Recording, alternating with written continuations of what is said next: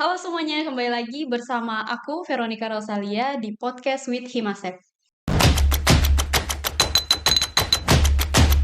Audio Jungle. Audio Jungle. Jadi kali ini kita akan membahas topik menarik seputar bisnis di sektor pertanian. Sebelumnya jangan lupa like, comment, and subscribe YouTube Himasep Faperta Untan. Dan supaya teman-teman nggak ketinggalan info dan konten-konten menarik lainnya, silakan follow media sosial Himasep. Oke, sekarang sudah hadir Bang Urai yang bakal nemenin kita di podcast kali ini. Boleh dong Bang Urai sapa teman-teman kita yang lagi nonton sekarang. Halo, Oke. Tadi berangkat dari mana nih Bang? di Sungai Kakap. Dari Sungai Kakap. Gimana, macet nggak? Kurang lebih 1 jaman Oh iya kan. ke sini kan. Tadi pakai mobil ya? Mobil.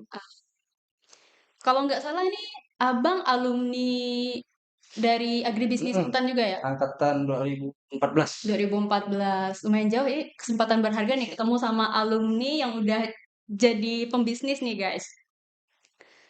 Eh Dengar-dengar abang bisnis sekarang bergerak di komoditas daun kratom ya? Ya, betul. Daun kratom. Boleh dong dijelasin nih teman-teman. Kayaknya masih banyak nih yang nggak tahu tentang daun kratom itu apa.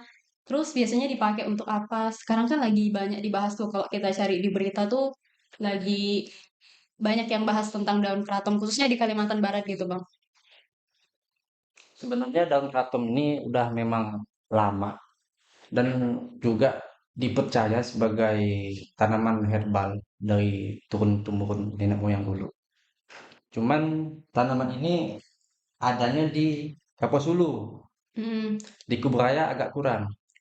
Dari segi kualitas, dari segi kuantitas agak kurang di Kuburaya. Jadi petani-petani, penjual-penjual selalu mengambil di Kapuas Hulu mm-mm. untuk bubuk ataupun daun kraton. Nah, kalau boleh tahu ini bisnis abang nih memang di Kapuas Hulunya atau gimana nih? Untuk bisnis gudang itu ada di Sungai Kakap. Kebetulan gudang itu punya orang tua saya. Mm-mm. Jadi saya bantu pasarkan, saya bantu eh, pemasaran lah begitu. Jadi untuk pemasaran yang saya fokuskan hanya lokal. Mm-mm. Untuk luar negeri saya agak kurang kurang gimana ya, kurang paham juga. Oh, belum sampai ke luar Hmm, negeri berarti. Sampai. Cuman untuk lokal dan luar negeri itu sebenarnya sama. Cuman cuman pasarnya ada yang beda. Artinya luar negeri ini agak agak susah tembusnya dibanding lokal. Kalau dari segi manfaatnya nih Bang, biasanya dipakai untuk apa sih? Sebenarnya untuk manfaat sugestinya itu sebagai penghilang rasa nyeri atau Capek-capek gitu. capek-capek, membuat badan jadi rileks, membuat badan jadi stamina menjadi mantap lah pokoknya. Tapi ada juga yang salah gunakan. Mm-mm. Itu yang buat kita ibaratnya gimana ya? Ada yang dicampur dengan obat, itu yang sangat dilarang itu sebenarnya. Kalau untuk dosis yang pas sebenarnya sebagai obat. Nah, kalau di pasar lokal ini biasa untuk daerah-daerah mana aja nih Bang Untuk permintaannya? konsumsi lokal, untuk pemasaran lokal itu paling banyak di Jawa. Di Jawa, Jawa. Bangka Belitung, sama Sulawesi. Kalau mereka di sana itu belinya di sini 1 kiloan, terus di sana dijual eceran 1 on, 2 on. Kalau dari permintaan itu mereka memang mintanya dari perorangan atau ada instansi tertentu atau gimana? Per orang. Orangan yang pemesanan seperti itu. Kita jual online dari Facebook, dari WA, dari marketplace. Mm-mm. Yang banyak sih memang dari marketplace. Nah, kan kayaknya abang ini masih muda, umur berapa nih Bang? Saya kelahiran 95, berarti umur tiga Masih, puluh, 30. ya masih terbilang muda gitu ya. Kepala hijau. Awal terjun dulu gimana Bang? Terjun ke Hmm. bisnis ini? Jadi awal mula jual kratom nih, kalau nggak salah tahun 2017. Mm-mm. Itu sambil kuliah. Oh sambil kuliah. Kuliah sambil jualan. Kebetulan kan memang di rumah itu gudang kratomnya ada, memang punya orang tua saya. Mengapa saya tidak ambil kesempatan ini untuk dijual belikan begitu, saling untuk nambah-nambah. uang jajan, untuk nambah-nambah uang ngopi segala macam. Keterusan sampai sekarang. Berarti masih lanjut nih sampai Mm-mm. sekarang dari dua ribu tujuh Berarti belas. kurang hampir 8 tahun ya? Mm-mm. Kurang hampir 8 tahun. Kalau dari segi tantangan nih Bang, dari 2017 lah sampai sekarang, apalagi kalau nggak salah ya, dari 2016 sampai 2017 itu daun kratom ini terbilang tanaman yang dilarang gitu. Mm-mm. Karena sempet kan kayak di Indonesia lah khususnya ya, kayak terlarang gitu. Karena kayak tergolong dalam narkotika katanya. Larangan keraton itu emang udah lama dari tahun ke tahun. Cuman saya bilang di sini bahwa memang keraton itu susah untuk dilarang. Kenapa? Karena pemerintah sangat sangat rugi. Kalau seandainya memang ada peraturan keraton dilarang, pemerintah sangat rugi. Dari segi ekonomi, dari segi eh, ekonomis, dari segi lingkungan, udah sangat berpengaruh. Maka sampai sekarang keraton itu tidak akan dilarang. Ada beberapa badan-badan pemerintah atau gimana lembaga-lembaga yang seperti BNN, seperti BPOM, pemerintah pusat itu sangat sangat tidak serius dalam menangani masalah keraton. Terbukti dengan adanya ketindihan aturan, pemerintah pusat melegalkan, BNN melarang, BPOM melarang.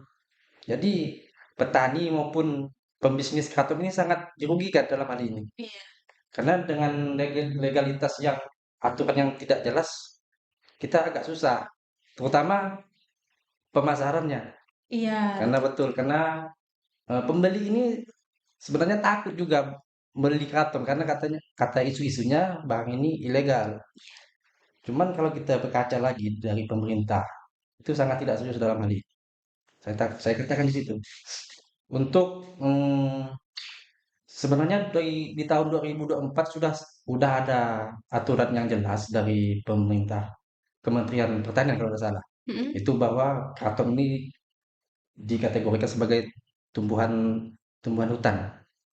Cuman di balik lagi di BNN belum berani membuat statement bahwa karton ini narkoba dan BPOM sudah mengeluarkan surat edaran kalau tidak salah 2016 ini kalau salah mohon dikoreksi ya Iya, iya. 2016 tentang larangan penggunaan keraton sebagai obat tradisional maupun obat herbal ataupun obat yang dicampur gitu. Udah jelas dan Badan Riset Indonesia juga BRIN itu sudah mengatakan bahwa keraton ini sebenarnya udah ada risetnya bahwa keraton ini merupakan tumbuhan herbal yang bisa menyembuhkan segala penyakit darah tinggi, eh, menghilangkan ketegangan ibaratnya capek gitu. Iya. Berarti sebenarnya yang bikin kita petani rugi itu karena aturannya yang Ya, nggak itu jelas ya, aturan memang regulasinya tak jelas sekarang. nggak Tidak ditentuin. ada keseriusan dalam hal ini, dalam pemerintah dalam mengatasi ini. Sebenarnya kan banyak juga nih, kalau saya baca-baca penelitian yang bilang sebenarnya ini tuh belum ada kepastiannya Ya, apakah ini benar-benar mengandung narkotika atau mm. enggak. Tapi selama itu digunakan dalam aturan atau kadar yang cukup, ini sebagai obat-obatan Ya seperti betul. itu ya. Sebenarnya hal apapun kalau berlebihan itu tidak bagus, Mm-mm, termasuk betul. keraton ini. Iya, Kalau iya. kita menggunakan keraton sampai 3 sendok, 5 sendok itu sudah sangat berlebihan. Ngefly. Ingat. eh Adanya kebijakan yang tidak jelas ini, kebijakan yang maksudnya kurang jelas lah ya, apalagi kalau petani, apalagi di daerah yang informasinya kita bilang terbatas gitu ya Bang. Kalau untuk Abang sendiri nih, apakah ngaruh nih di bisnis Abang Ya, tentang regulasi kayak gini? ya jelas. Produk pertanian itu dipengaruhi oleh putusan pemerintah. Saat kita menjual produk yang tidak jelas, itu pasarnya barangnya bakalan hilang. Terutama dari segi segi aturan. Saya itu sudah jualan dari 2017 sampai sekarang di marketplace. Itu kurang lebih hampir ada puluhan akun yang diblokir dengan alasan menjual produk terlarang. Ya, itu kan sudah kita lihat bahwa aturan itu sangat merugikan bagi pemain lokal. Betul. Nah, kalau untuk pemain ekspor ataupun gimana, mungkin saya kurang tahu ataupun gimana. Ya sangat rugi lah. Iya, jadi konsumen juga takut-takut Ya, gitu mau konsumen beli. juga takut. Ini ada isunya kayaknya benda ini dilarang nih kok ada orang jual gitu Mm, kan. Jadi mau beli juga nggak berani gitu. ya. Menurut Abang, solusinya nih gimana Bang atas persoalan yang seperti ini? Karena tentu ini jadi problematika lah ya di petani kita yang sangat berdampak buruk gitu. Mm. Sebenarnya solusi solusi untuk tumbuhan karton ini sebenarnya dari pemerintah ya diatur secepat mungkin, biar tidak ada ibaratnya berita-berita yang kacau. Diatur legalitas keraton, terus diatur jual belinya kayak gimana, diatur supaya pembeli kita pun merasa aman, petani merasa ibaratnya enak karena udah ada aturan jelas. Makanya macam mana mungkin kita bawa aturan yang tidak jelas, macam mana investor mau masuk gitu kalau tidak ada aturan jelas. Mm. Kalau dari Abang sendiri ada rencana nggak Bang buat tembus ke ekspor gitu? Untuk dari 2017 sampai sekarang ini sebenarnya saya ada kirim ke luar negeri, cuman nggak rutin. Oh, Hmm. berarti pernah itu ya Bang? Pernah sering. Dulu 2000 2017, tapi skalanya nggak banyak. Tembus kemana tuh Bang? Tembus ke memang pasarnya di Amerika. Di Amerika. Sekitar berapa ratus kilo, 200 kilo kemarin. Sempat ngirim sana. Ya sambilan jual lokal sambil cari yang Buyer luar iya negeri gitu betul. ya. Karena cari buyer nih sangat sulit. Iya, apalagi dengan produk yang Iya, regulasinya nggak jelas kurang gitu kan. jelas. Sama ini juga kan kemarin sempat dibicarakan juga terkait regulasi ini pasti di setiap negara itu beda-beda ya.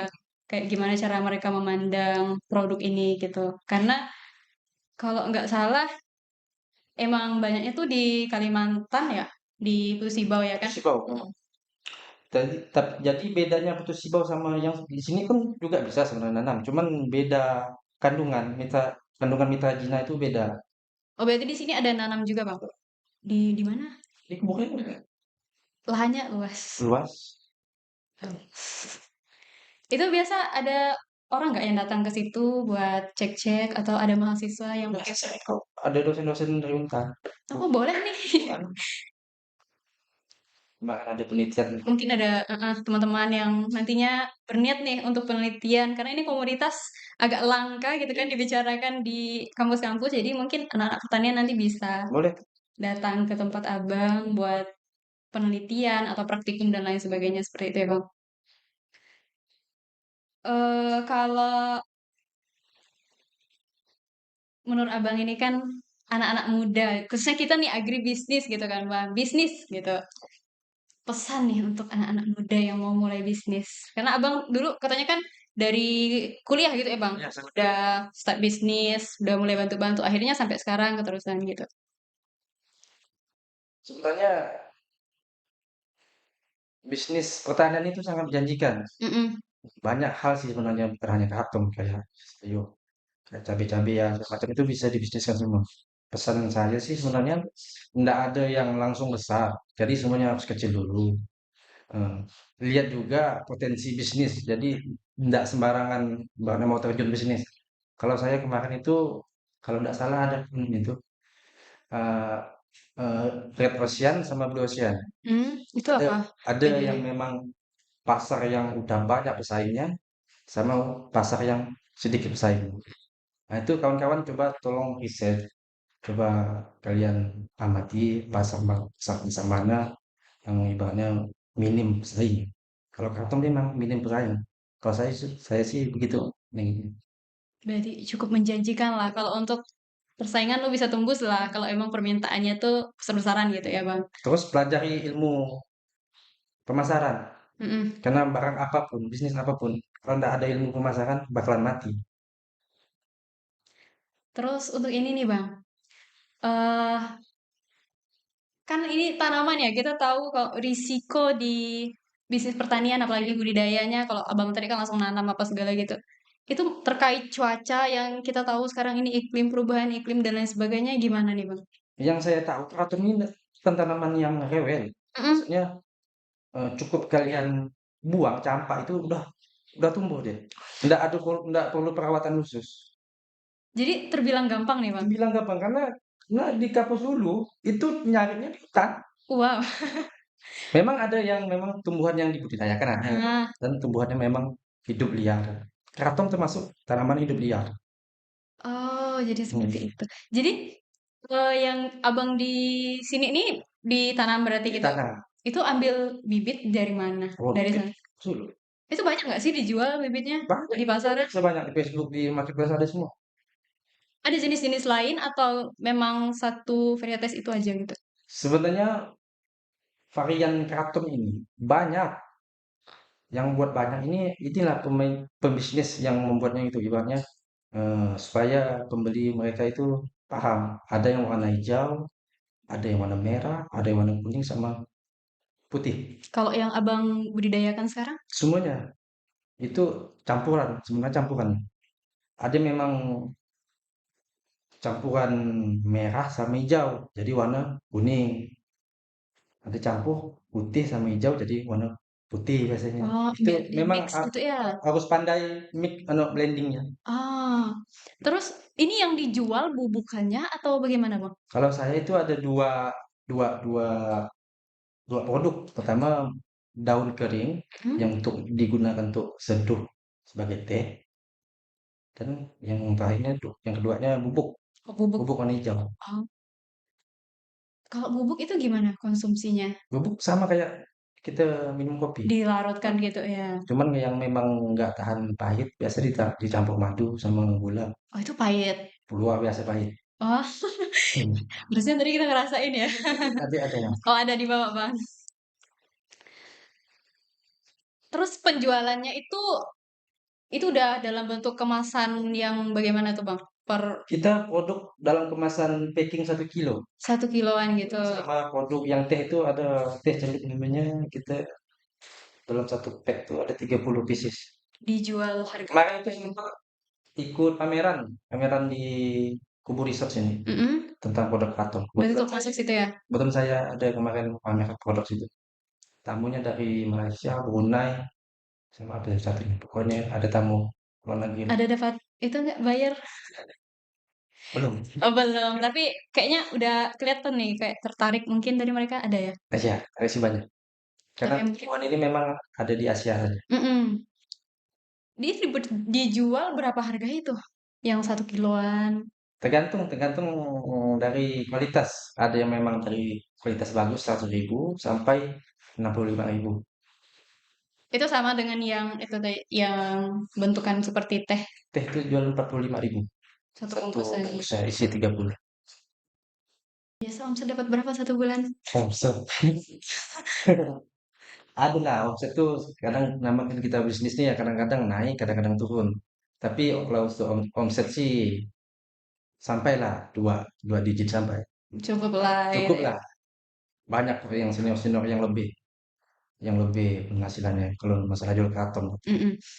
Ada teman-teman lain juga mungkin yang dulu kuliah sama-sama akhirnya Ada. terjun di belum, abang sendiri. Eh, banyak yang tertarik itu banyak, cuman ibaratnya yang bertahan sampai Mm-mm. sekarang itu hanya saya.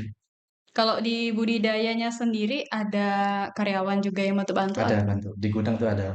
Oh, itu punya orang tua itu yang ngurusnya, yang di gudang sama yang di kebun. Kalau untuk orang tua saya itu khusus luar negeri memang. hmm, Kalau saya masih lokal. berarti orang tua memang bisnisnya terpisah nih dari abang. Terpisah. Oh, jadi abang setelah belajar dari Iya mereka betul, banyak belajar dari orang tua. jadi bikin sendiri gitu. Kebetulan orang tua punya gudang, gudang Oh, karton. Jadi apa saya nak cari kerja lain karena kan tiap hari nengok karton, ya udah saya jualkan ya, begitu. oke, setelah perjalanan bisnis nih dari 2017-an ya kan tadi ya, pelajaran penting dan berharga apa nih yang pernah abang dapatkan selama bisnis ya kita tahu ya bisnis nggak pernah mulus gitu apalagi khususnya Kratom ini tadi yang kita tahu regulasinya kurang jelas gitu apa nih bang? Kalau untuk pengalaman apa tadi? Pengalaman Pengalaman. kesan neneknya ya. Mm. Nah, sebenarnya nggak terlalu gimana sih. Yang penting saya selalu menanamkan itu kalau untuk bisnis itu 1%-nya berpikir, 99-nya action. Ya, Nggak ada ibaratnya ilmu gimana, pokoknya action. Masalah untung rugi itu nanti bakalan ikut lah. Nggak mungkin kalau kita bisnis ini untung terus kan. Pasti ada turun naik, ada rugi. Kalau kata Pak Joshua, urusan untung rugi urusan lain lah. Ya, Jadi penting action, action. coba Jangan ya. terbalik, jangan 99 berpikir, 1% action. Jadi banyak merenung. Ah, jadi kita sebenarnya dalam berbisnis, apalagi khususnya mungkin banyak lah yang lebih paham ya tentang bisnisnya. Mm-mm. Eh, sebenarnya buat bisnis itu sangat mudah. Yang sulit itu mempertahankannya. Mm-mm. Banyak orang bisa mulai 2-3 bulan bisa berhenti karena susah Susah. mempertahankannya. Nah, bisnis itu enak buatnya, maksudnya banyak buatnya, bisa kita buat banyak-banyak. Cuman yang sulit itu mempertahankan. Apakah bisnis ini bakalan menjamin ke depannya, apakah bisnis ini akan ibaratnya bakalan besar gitu. Kalau dilihat-lihat nih Bang, prospek kedepannya gimana tentang bisnis ini? Untuk keraton, makin lama keraton ini makin banyak peminat. Itu yang pertama. Makin banyak peminat, semakin bertambahnya waktu, semakin berjalannya waktu, makin banyak peminat. Kelihatannya dari Hmm. permintaan pasarnya ya Bang. Jadi prospek ke depan sangat berasa bagus. Bagi keraton ini mendukung pasar luar negeri kan. Mm-mm. Peminatnya bukan hanya lokal, luar negeri. Kalau Jadi udah, ini menguntungkan juga buat negara gitu. ya betul, devisanya masuk sih. Terakhir nih Bang, apa pesan nih buat teman-teman semua yang lagi nonton kita sekarang? Ya tadi pesannya nggak usah banyak berpikir kita ya. Bagi kita kalau masalah bisnis, bisnis apa tuh namanya jual beli gitu ya. Yang penting kita action dulu. Urusan masalah itu bakalan bakalan ada masalah. Cuman pasti kita bakalan tahu Mm-mm. macam mana solusinya, macam mana itunya. Oke, selesai sudah pembicaraan kita. Terima kasih buat Bang Urai yang udah nyempetin diri datang ke Ya, sini jauh-jauh ini dari Sungai Kakap ya kan ya, Bang? setuju Em, tadi. jadi bisa kita simpulkan nih guys, kalau bisnis daun keraton ini bakal udah dibilang nih sama Bang Urai, permintaannya tuh terus naik. Jadi teman-teman yang mungkin tertarik dengan bisnis ini boleh nih eh mungkin tanya-tanya sama Bang Urai ya Bang. Nanti kalau perlu barang silakan hubungi kontak ya. Ini perusahaannya tadi apa namanya Bang? Enggak gimana Asia Botanica. Mana Bang? Coba tunjukin tunjukin. Iya guys. Cari aja media Media sosialnya. sosial silakan di follow ya. TikTok terutama. Mm-mm. Oke, sekian dari kami. Sampai jumpa di podcast with Himasep selanjutnya. Bye bye.